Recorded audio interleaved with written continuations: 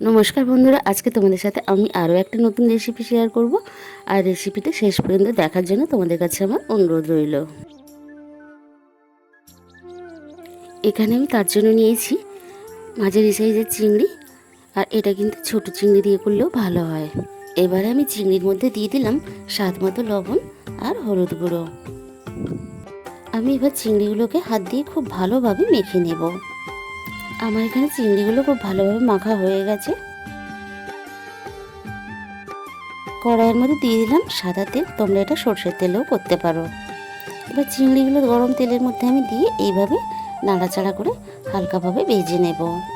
আমি কিন্তু চিংড়িগুলো খুব বেশি সময় ধরে ভাজবো না, তার কারণ চিংড়ি খুব বেশি সময় ধরে ভাজলে তাহলে কিন্তু শক্ত হয়ে যায়।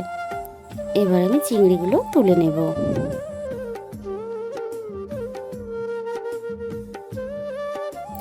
আমার কিন্তু এখানে সমস্ত চিংড়িগুলো ভেজে তুলে নেওয়া হয়ে গেছে। এবার আমি ওই তেলের মধ্যে দিয়ে দিলাম সামান্য পরিমাণ লবণ আর দিয়ে দিলাম পেঁয়াজ বাটা। আমি লবণটা এই জন্যই দিলাম যাতে পেঁয়াজ বাটা দেওয়ার পরে আমার গায়ে না ছিটিয়ে আসে। আর দিয়ে দিলাম আদা রসুনের পেস্ট, আবার দিয়ে দিলাম স্বাদ মতো লবণ। আর যেহেতু আমি আগে লবণ দিয়েছি তাই এখানে কিন্তু লবণটা আমি বুঝেই দিলাম। এবার আমি খুব ভালোভাবে সব কিছু কষিয়ে নেব। আর আমার কিন্তু এখানে খুব ভালোভাবে কষানো হয়ে গেছে। এরপরে আমি দিয়ে দিলাম টমেটো বাটা, সামান্য পরিমাণ হলুদ গুঁড়ো, আর দিয়ে দিলাম ঝাল লঙ্কার গুঁড়ো, আর দিয়ে দিলাম রঙের জন্য কাশ্মীরি লঙ্কার গুঁড়ো, আর দিয়ে দিলাম 1 চামচ ধনে গুঁড়ো। এবার সব কিছু আমি খুব ভালোভাবে আবারও তেলের সাথে কষিয়ে নেব। দেখো আমার এখানে কিন্তু কষানো হয়ে এসেছে আর মশলা থেকে কিন্তু তেল ছাড়তে শুরু করে দিয়েছে আর মশলার কালারটাও কিন্তু বেশ সুন্দর হয়েছে। এবার দিয়ে দিলাম সামান্য পরিমাণ গরম মশলা, আর গরম মশলা দিয়ে 2 থেকে 3 সেকেন্ড আমি এইভাবে নাড়াচাড়া করে নেব। এবার আমি দিয়ে দিলাম অল্প পরিমাণ লিকুইড দুধ, তোমরা এখানে আমুল দুধও ব্যবহার করতে পারো। আর দেখো আমি দুধের সাথে মশলাগুলো আবারও কষিয়ে নেব। এবার একটা আমি পেস্ট বানিয়ে নেব।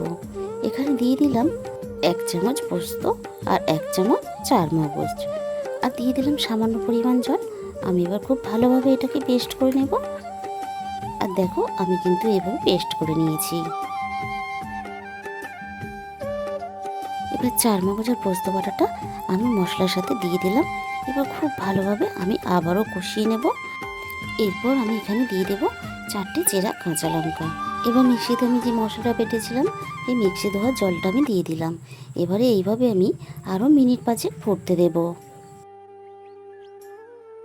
ফুটে ওঠার পরে আমি এখানে ভাজা চিংড়িগুলোও দিয়ে দিলাম। এবার ভাজা চিংড়িগুলো আমি মশলার সাথে খুব ভালোভাবে মিশিয়ে এবার এটাকে আমি এখানে ফুটতে দেব। আমি আগে গরম মশলাটা এই জন্যই ব্যবহার করেছিলাম, এই যে তরকারির সাথে কিন্তু গরম মশলাটা ফুটলে তাহলে এই স্বাদটা কিন্তু দ্বিগুণ হয়ে যায়। আর দিয়ে দিলাম সামান্য পরিমাণ চিনি। চিংড়ির এই রেসিপিটা একটু মিষ্টি মিষ্টি হলে খেতে ভালো লাগে। তোমাদের যদি চিনিতে কারোর অসুবিধা থাকে তাহলে কিন্তু চিনিটা দেবে না, এমনিতেই ভালো লাগে। আজকের রেসিপিটা তোমাদের যদি ভালো লেগে থাকে অবশ্যই কমেন্টের মাধ্যমে জানিও। আর চ্যানেলে যে সমস্ত নতুন বন্ধুরা এসেছো তাদের কাছে আমার অনুরোধ রইল আমার চ্যানেলটাকে সাবস্ক্রাইব করে পাশে থাকার জন্য। তাহলে আজকে এই পর্যন্ত, দেখা হবে আরও একটা নতুন রেসিপির সাথে।